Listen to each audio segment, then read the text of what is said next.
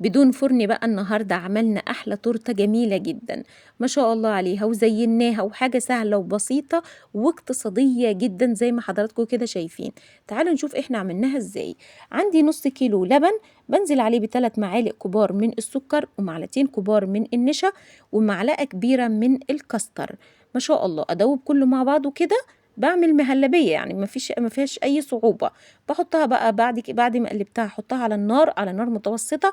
بنزل عندي بمعلقة صغيرة من السمنة البلدي، وكمان باكت من الفانيليا علشان يعلي التست معايا، يخليها خطيرة ما شاء الله. بجيب بقى القالب معايا بجهزه كده بدون سمنة بدون أي حاجة خالص.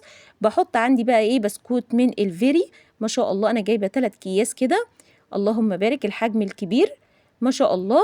وبعد كده ما بفرد كمية البسكوت بروح حاطة المهلبية معايا، وبروح حاطة كمان وش بسكوت على الوش.